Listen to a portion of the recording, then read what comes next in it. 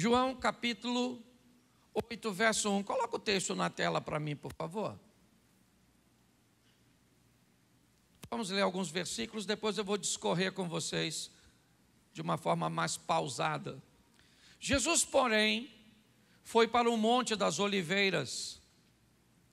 Ao amanhecer, ele apareceu novamente no templo, onde todo o povo se reuniu ao seu redor, e ele se assentou para ensiná-lo. Os mestres da lei e os fariseus trouxeram uma mulher surpreendida em adultério e fizeram-no ficar em pé diante de todos.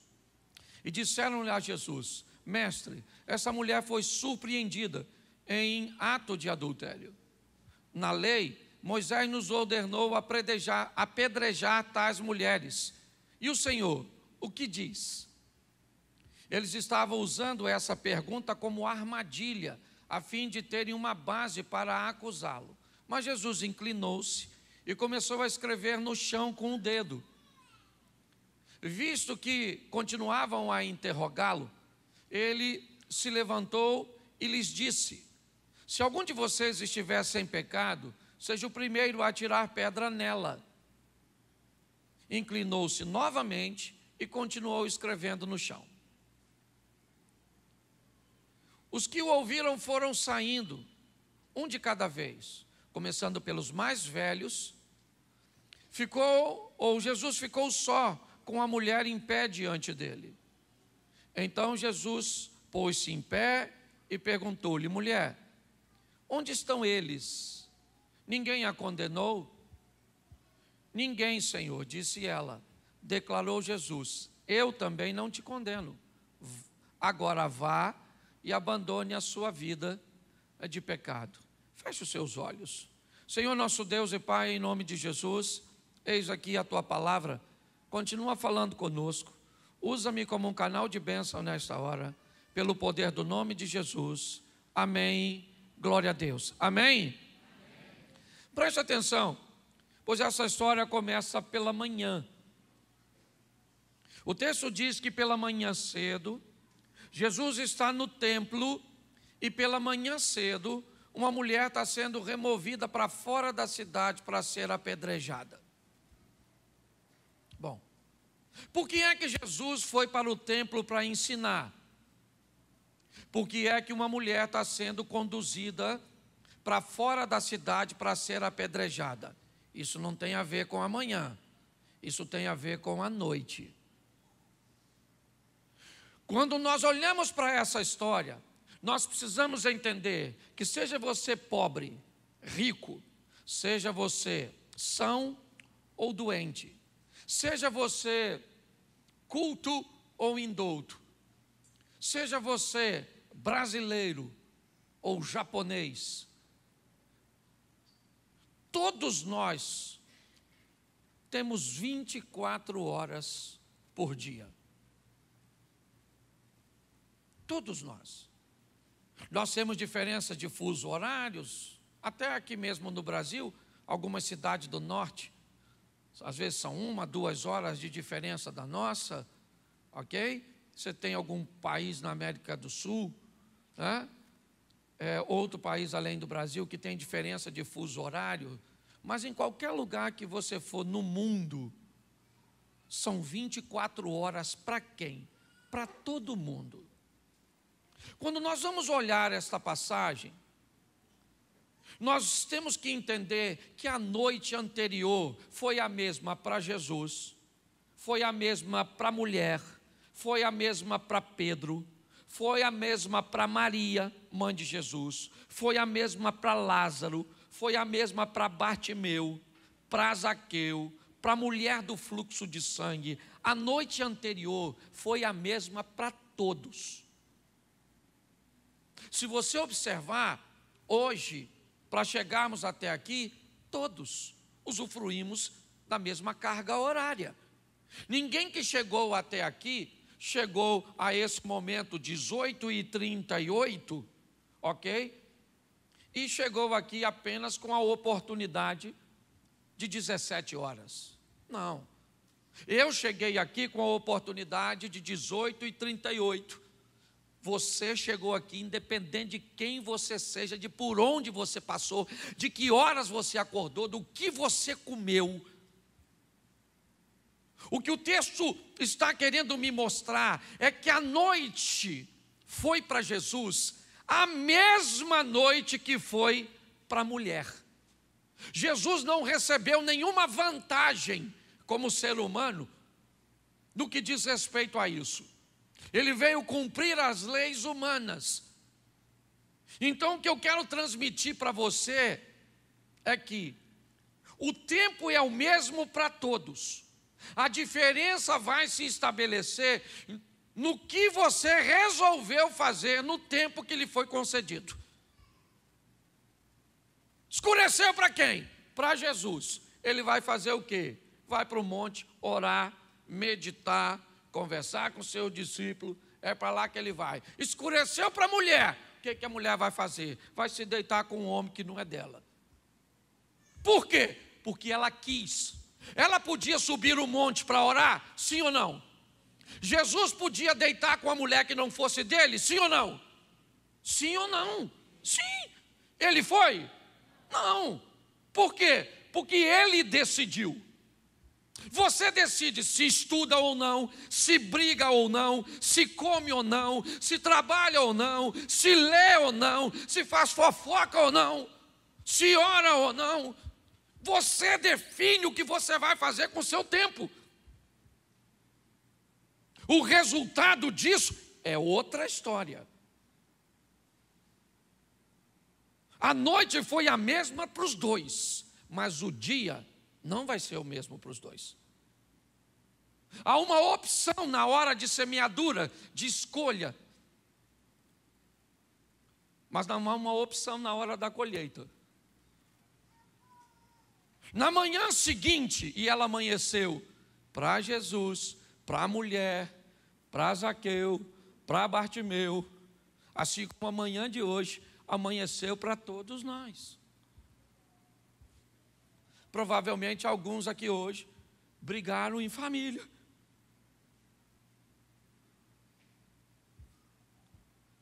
Provavelmente alguns hoje aqui dormiram mais que outros. E não tem nada de errado nisso. Ok? Não estou brigando com quem dormiu, não.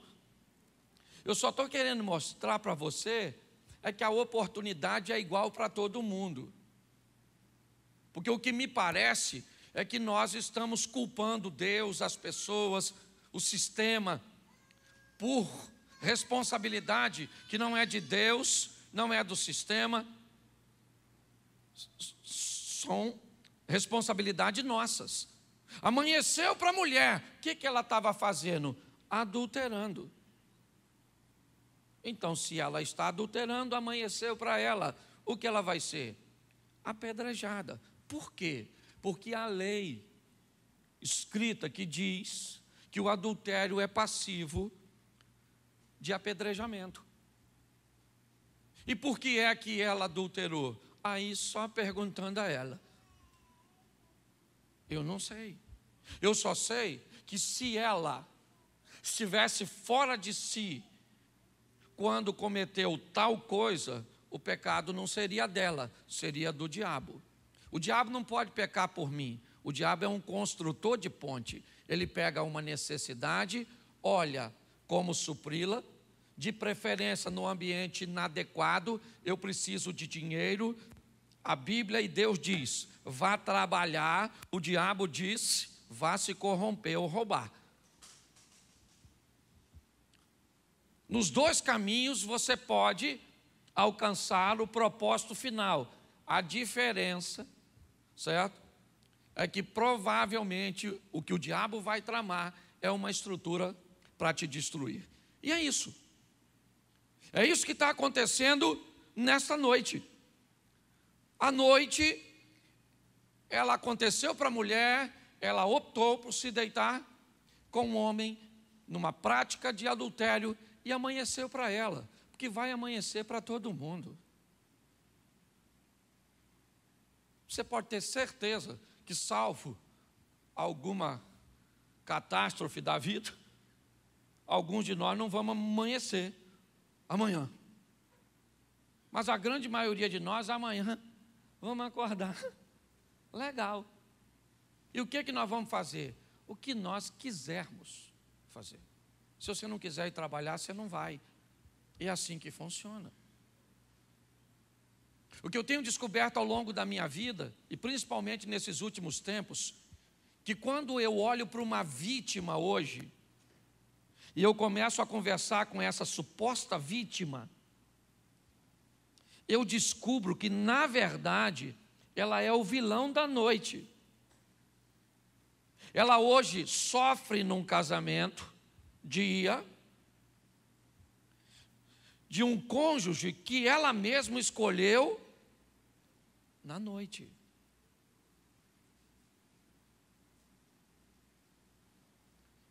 Eu tenho me deparado muito com isso. Um dos desafios hoje de sentar nessa cadeira que você está aqui, do Projeto Recomeçar, é que aqui nós responsabilizamos mais você do que o diabo.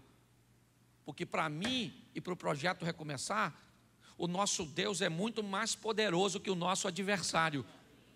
É assim que funciona. Se você está acostumado a enfiar o pé na jaca e culpar o Satanás, vá para outra agência. Porque aqui a gente responsabiliza você. A dona está lá, estou com pena dela. Eu não tenho. Nossa, pastor, o senhor acha que ela deveria ser apedrejada? Eu não, eu acho que ela quis. Mas e agora, pastor, o que vai ser dela? O que vai ser dela? O futuro dela é ir para fora da cidade e ver as pessoas apedrejaram. É isso. E como isso pode mudar? Bom, a não ser que aconteça um reajuste de rota, é para a morte que ela está indo. Porque o erro conduz a isso, à humilhação, ao caos, ao fracasso, à dor, à perda. É assim que funciona. Por quê? Porque Satanás não quer sofrer sozinho. Ele quer companhia, dividir seu sofrimento e sua dor. Nesse ambiente, é o que nós vemos. Até o presente momento, o que a Bíblia está dizendo é que a noite foi a mesma para Jesus e para a mulher, mas o dia foi diferente, por causa da escolha que eles fizeram naquela noite. Quando eu começo a olhar isso vai ficar muito interessante, porque poderia ser uma fatalidade, um fatalismo, e eu dizer agora para você, bom, pegaram a mulher, levaram ela para fora da cidade e apedrejaram por causa de um erro que ela cometeu. Sim. Só que a Bíblia não está querendo me dar essa direção, pelo menos nessa noite. Se eu estivesse pregando hoje aqui sobre o livro de Josué, certamente eu estaria usando um outro exemplo de apedrejamento, estaria falando de Acã.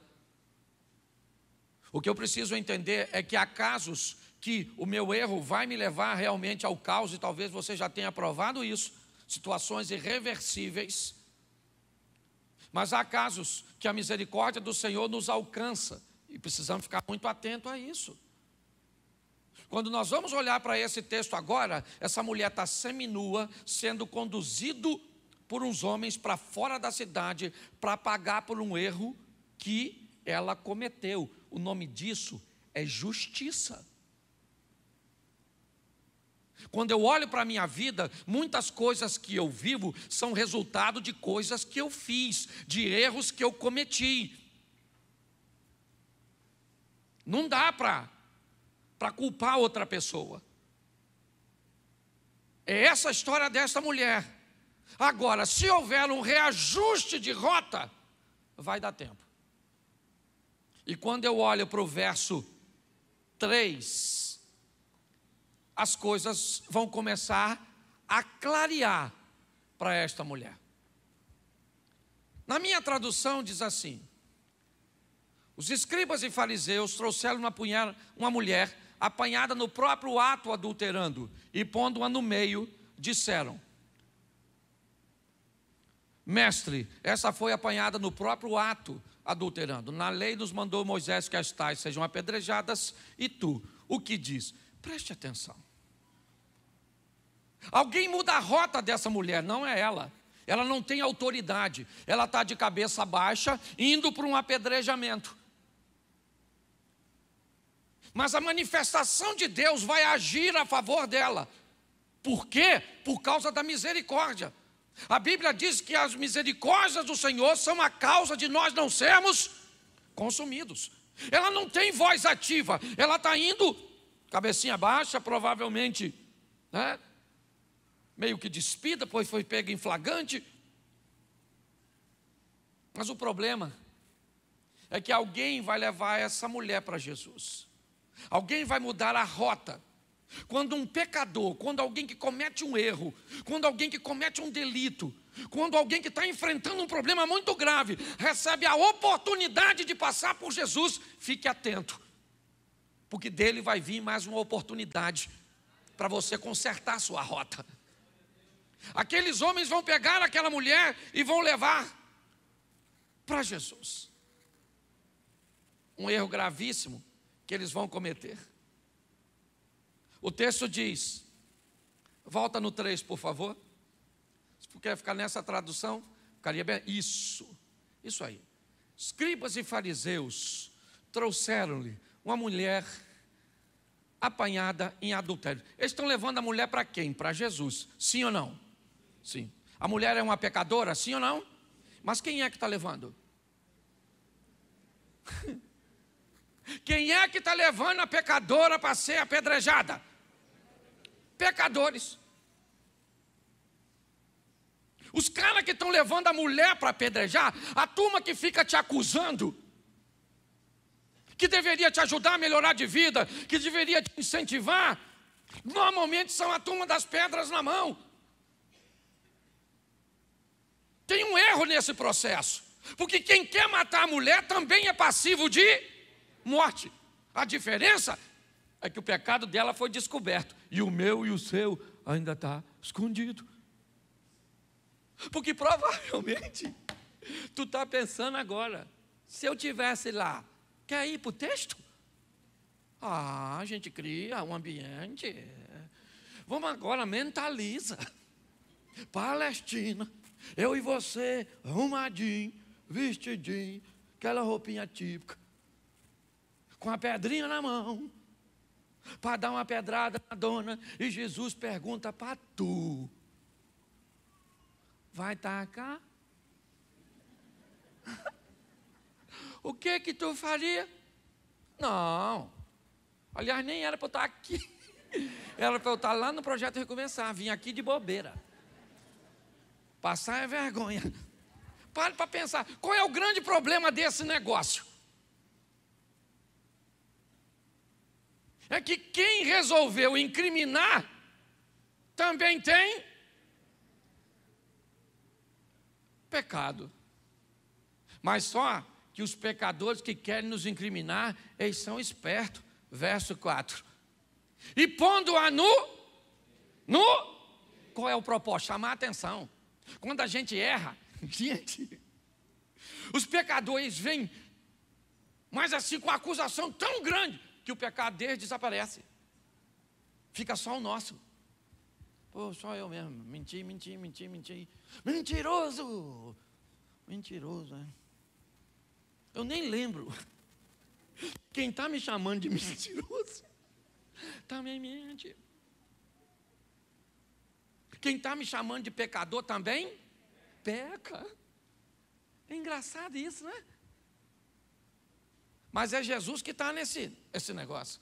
E quando essa acusação começa a acontecer, o verso 4 diz que eles fazem da mulher, ou pelo menos do erro dela, o centro. Coloca ela no meio, joga ela, fala alto. Olha, essa mulher foi pega no próprio ato adulterando. Vamos embora, vamos chamar a atenção para o pecado.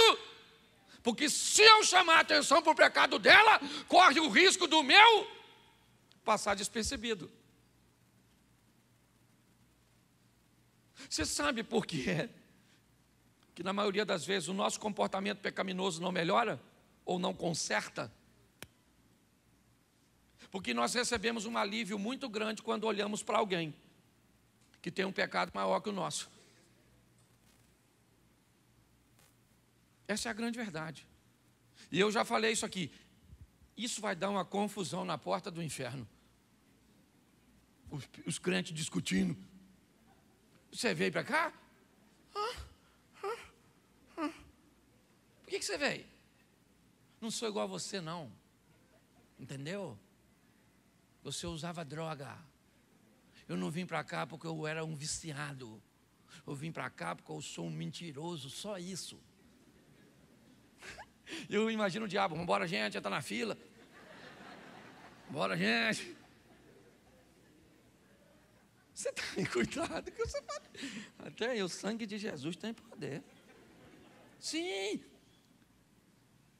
Né? O que eles fazem é que com essa situação se torne um grande espetáculo. Olha o que ela fez. Olha onde ela fez. Olha com quem ela fez. E ela merece receber uma punição pelo que fez. É tudo isso que estão falando. Porque o propósito do mal é chamar a atenção para aquilo que você fez de errado. É dizer que o que você fez ontem não vai te ter a oportunidade de você ter um amanhã. Você está num lugar que tem o propósito de trazer esperança. Então não sei o que você fez ontem. Pode ter sido ruim. Porque tem gente que é especialista em autodestruição. Tem gente que você já vai estar 10, 9, 8.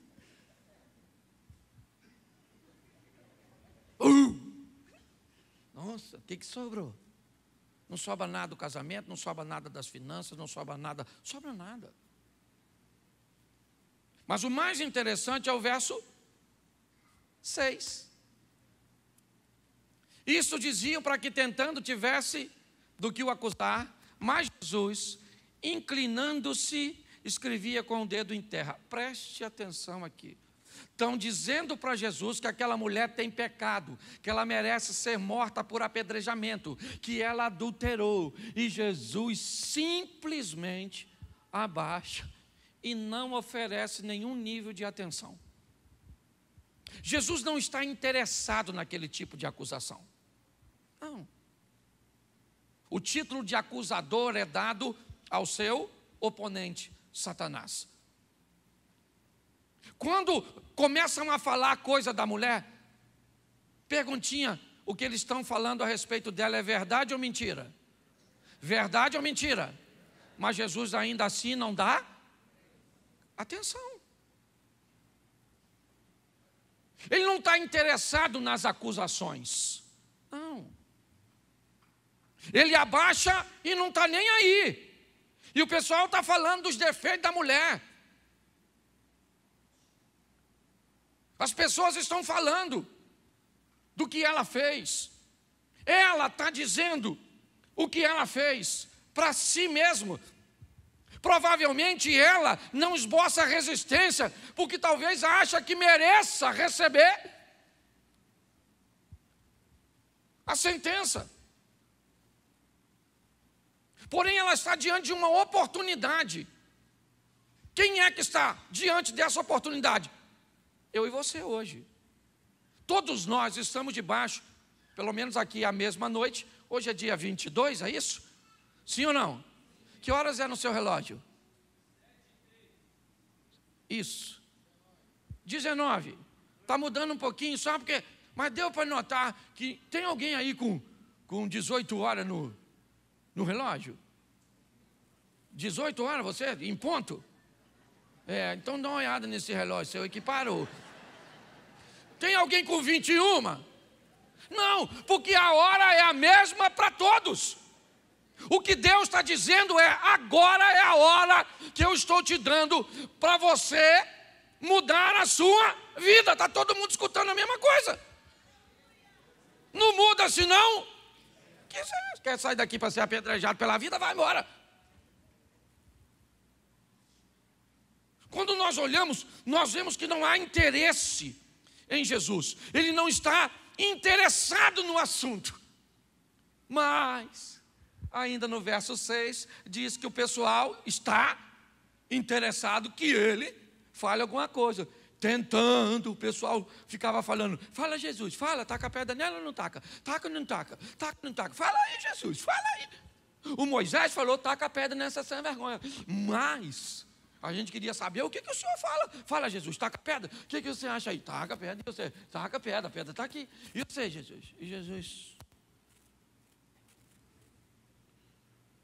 E o pessoal, verso seguinte. Como se insistisse em perguntar, ele endireitou-se e disse. O que Jesus falou? Aquele dentre vós que está sem, seja o primeiro a dar uma pedrada. Presta atenção. Quando ele chega, ele chama a atenção para quem? Para o pecado de quem? Aí Jesus falou, vou entrar nessa brincadeira. Vocês gostam de chamar a atenção para o pecado dos outros? Vieram no lugar errado, porque eu não tenho.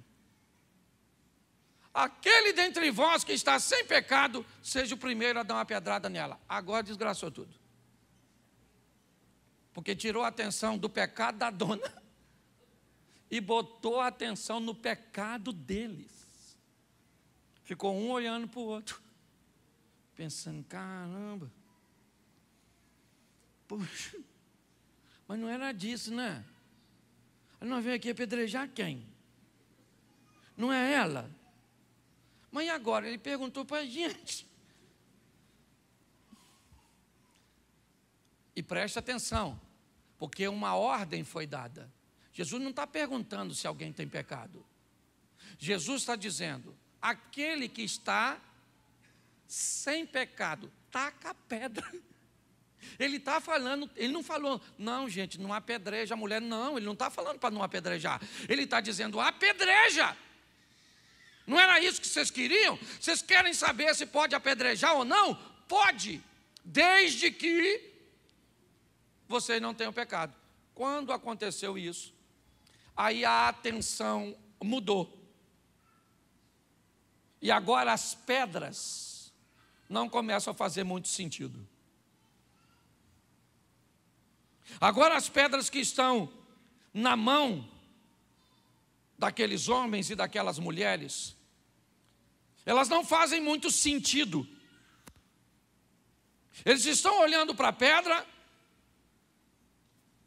e quando Jesus diz, quem não tem pecado, a pedra agora deveria ser lançada em si mesmo. Jesus entra para defender, e é isso que eu quero falar com você hoje. Por quê? Porque basta que alguém cometa um erro, basta que alguém cometa uma falha, e a gente, eu falo isso de mim, às vezes, acaba tomando decisões, acusações, estabelecendo sentenças. Eu não estou dizendo que elas não têm que ter, não. Mas quando eu vejo Jesus fazer isso, isso me chama a atenção de como ele lida com as coisas. As pedras agora não fazem mais tanto sentido, porque Jesus mudou o foco. O erro agora não é o dela, é o seu. Olha para você, querido. E o dia que você olhar para você e descobrir quem você é, provavelmente, ao invés de se preocupar com o que o outro está fazendo, você vai buscar melhorar o que você faz. Esse é o grande desafio. É a história, sabe, de sentar em cima do seu próprio rabo e ficar olhando o rabo do outro, a história do macaco. É assim que funciona. Quando eu olho para isso, eu sei o que vai acontecer agora. Quando Jesus disse, atira a primeira pedra, quem não tem pecado, eu sei o que vai acontecer. Verso 9.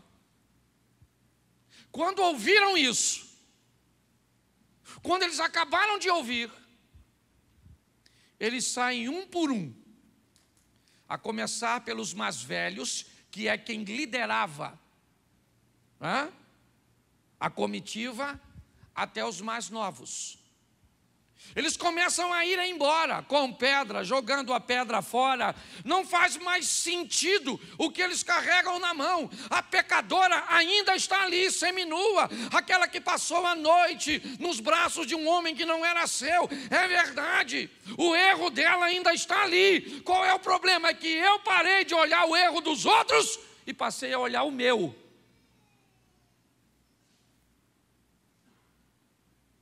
Passei a olhar para mim. E quando eu olhei para mim, eu não gostei do que vi. Eu não gostei do que eu senti. Eu não gostei do que eu falei. Eu não gostei de como eu procedi. Não, mas eu não. É você que está errado. É minha mulher que está errada. É meu filho que está errado. É meu vizinho que está errado. É o camarada do carro da frente que está errado. É a esquerda, é a direita, é fulano. É ciclano, está todo mundo errado. Porque eu não consigo olhar para mim. Eu estou sempre focado no que está acontecendo na vida dos outros. Me parece que o único que pode ter uma visão clara, nítida, e que não tem vergonha de olhar para si mesmo, é Jesus. Ele pode olhar para ele e não enxergar nele o pecado que eu enxergo em mim. Por isso que ele não tem problema. Ele não precisa acusar a mulher. Por quê? Porque os outros acusam a mulher e acusam as pessoas para se livrar de suas próprias culpas. Ah, por que eu traí? Porque ela não é uma boa esposa. Nossa, que argumento extraordinário. Ah, por que você é rebelde com seu pai? Ah, porque ele é meio bruto. Ah, por que você não pagou fulano? Porque eu não recebi. Nossa. Sempre tem uma desculpa para se desviar. Para Jesus, não. Então agora eu tenho certeza que todos vão embora. E agora vai ficar no ambiente quem tem que estar para as coisas fluírem. Você e Jesus. Eu e Jesus. Nós não precisamos de mais ninguém. Por isso que a Bíblia diz que Ele é único e suficiente. O texto diz que vão todos embora, começando pelos mais velhos até os últimos. Vai discípulo, vai a multidão que estava ouvindo Jesus, os alunos, vai todo mundo embora. Porque quando ele falou, não tem pecado,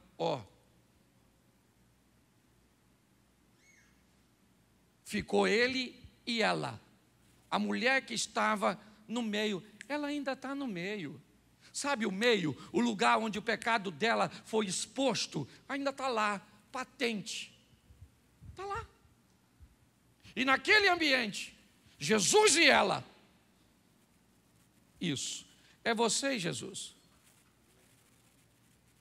É você e Jesus. Não, preste atenção. Seu pai não tem que estar lá. Não. Eu vou encontrar com Jesus, mas levo o meu pai. Não, pastor, eu não levo meu pai. Leva. Você leva seu marido. Você pega e vai encontrar com Jesus e leva alguém que te fez algo lá atrás. Aí vai ficar difícil. Nesse encontro, é você e ele. Ele é particular. Ele é pessoal. Vai embora todo mundo e fica Jesus e a mulher. Os dois. É assim que acontece. O ambiente agora está certinho. Como deve acontecer. Você veio aqui na igreja hoje para quê? Para ter um encontro com Jesus. Para prestar seu culto. Esse encontro vai ser feito entre você e Jesus. Seu marido está sentado do seu lado, mas não é agora. É você e Jesus. É seu pai e Jesus. Tira esse trauma, tira essa lembrança, tira essa terceira pessoa ou essa terceira emoção que está querendo entrar nesse ambiente, porque não vai rolar. Todos vão embora e ficaram só Jesus e a mulher que estava no meio. O texto quer indicar quem é essa mulher. Ela é a mesma que foi colocada no meio, aquela mulher que passou a noite adulterando, enquanto Jesus passou a noite orando. O pecado dela ainda está do mesmo jeito. Só que agora ela está sozinha com Jesus. Ela e Jesus. Um ambiente propício. Mas, quando isso acontece, olha o que ele pergunta para ela. Endireitando-se Jesus, e não vendo ninguém mais do que a mulher, estava só ela, ele pergunta: onde estão os teus acusadores? Escute isso agora. Se você gosta de anotar, seria bom para você nunca mais esquecer, e todas as vezes que estiver vivendo, vale a pena. É uma coisa que eu costumo usar meio como um ritual sobre o meu erro. É uma coisa minha, talvez te ajude. Onde estão os teus acusadores? Bom, primeiro acusador meu, nome Satanás. Onde ele está? No mundo espiritual. O que ele vai fazer? Me oprimir. Quando eu cometo um erro, há uma dificuldade grande de recuperação por causa do ambiente espiritual que eu começo a enfrentar. É o acusador. Ele começa a agir de uma forma muito forte na minha vida. Segundo, eu vou receber a acusação das pessoas, aquelas que sabem o que eu fiz, aquelas que sabem como eu sou, aquelas que conhecem o meu defeito, a minha falha, o meu erro. Inevitavelmente, eu vou ter que lidar com a acusação física, a acusação das pessoas, os fatos, que muitas vezes são verdadeiros. Seria tão bom se todo mundo que falasse mal de nós só falasse mentira. Esses dias eu fui reclamar com um camarada, falei: rapaz, o fulano de tal está falando mal de mim. E como eu tenho uma turminha que me instrui, e eu escolhi uma turma mesmo para me dar uns puxãozinhos de orelha, sabe que o cara falou comigo? Fique tranquilo, Cláudio, ele não sabe o quão ruim você é, não. Ele não falou tudo, não. Eu falei: nossa, não era isso que eu queria ouvir. Quando nós olhamos aqui, o que nós vemos é que pessoas vão nos acusar. E pasmem vocês, você vai se acusar. O ambiente de acusação, ele é espiritual, ele é físico e ele é emocional. Tem gente que tira a sua própria vida por causa da combinação desses três. Vou te dar um exemplo aqui. Eu fui esses dias no Nordeste e o filho de uma cantora no Nordeste se suicidou. Um adolescente tirou sua própria vida porque gravou um vídeo brincando com os amigos e recebeu o título de gay.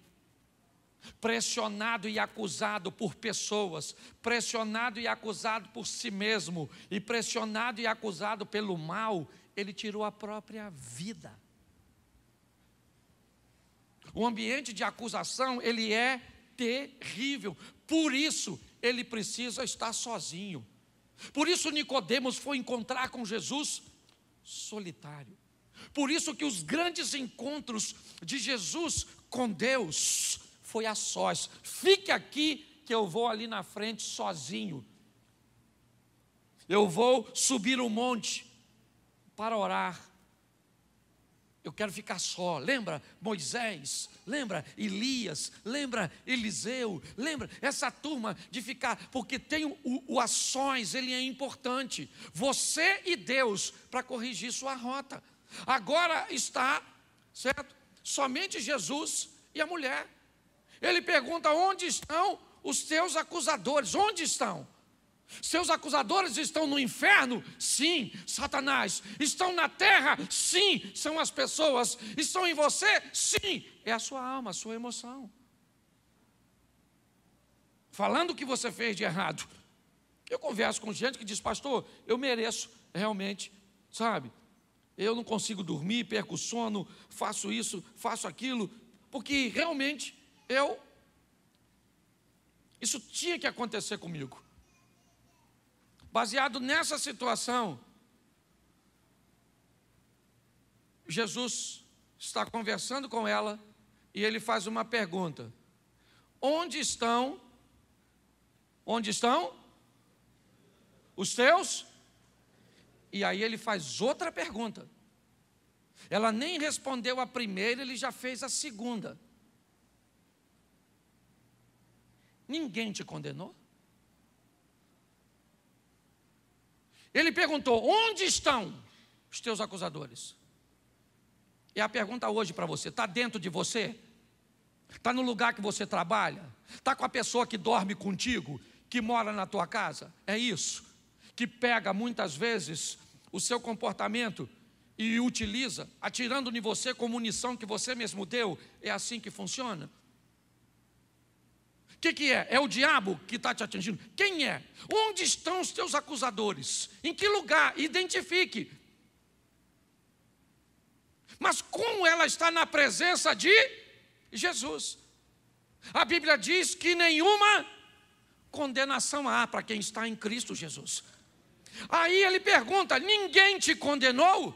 E quando ele pergunta, ela responde para a gente terminar. O que ela disse? O que ela disse? Ninguém, Senhor. Agora, ninguém me condenou. Ele disse: bom, se ninguém te condenou, eu também,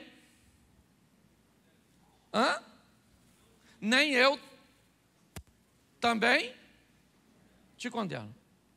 Se não tem ninguém para te condenar, querida, eu não vou te condenar. Vai, ou vai-te, ou sai daqui, ou vai viver sua vida. Nosso culto está terminando, minha reunião com você particular está terminando. Você chegou aqui envolta em acusadores, sua história se transformou num espetáculo, todo mundo ouviu que você é uma adúltera, eu tive que colocar todos eles no lugar deles. Todas as vezes que você passar por um daqueles que estiveram aqui agora, eles vão ter que baixar a cabeça para você. Porque ninguém pôde te apedrejar, porque eu te defendi. Só, mulher, que a nossa reunião acabou. Está na hora de dizer amém. E você vai para a sua casa. Mas eu preciso te dar uma direção para a sua vida. Muda de vida. Conserta a sua trajetória. Talvez, eu digo nosso, até porque estou pregando num ambiente onde não cabe a nenhum de nós, nem você que está na sua casa, nenhum nível de acusação para ninguém. A pergunta é: como é que nós saímos da presença dele depois de uma reunião como essa? Onde o propósito dele é nos dar mais uma oportunidade. Ah, não, pastor, eu não preciso. Por que você não precisa? Pô, pastor, aqui na igreja tem tanta gente pior do que eu, poxa. Fulano ali se envolve com fofoca, o outro não paga fulano, o outro não sei o quê, o outro dá cheque sem fundo, o outro posta uma foto quase nua. Pô, pastor, você vem falar comigo que eu tenho que melhorar? Dá uma olhada para essas outras ovelhinhas suas.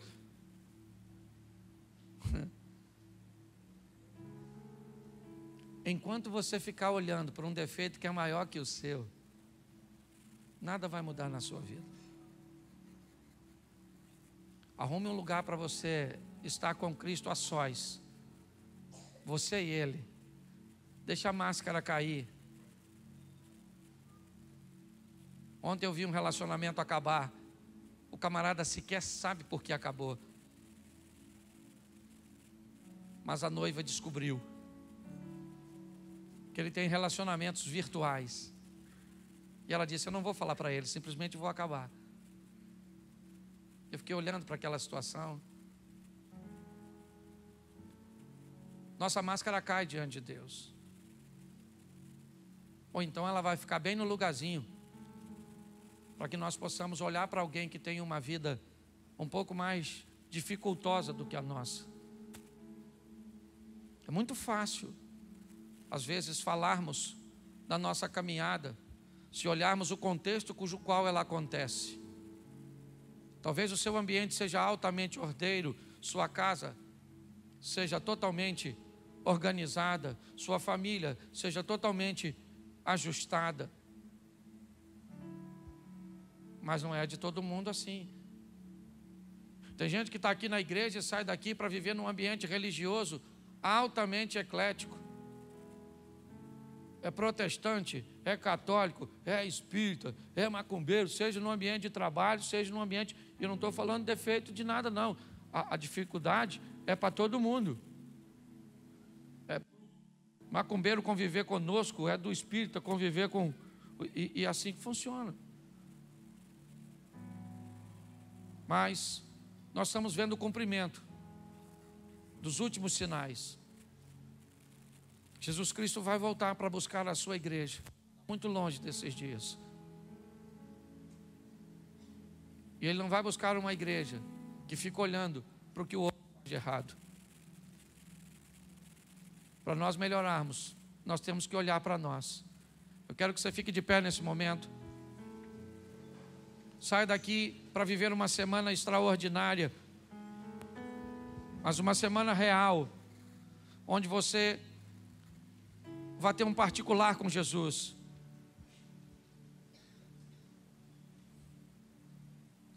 Feche seus olhos.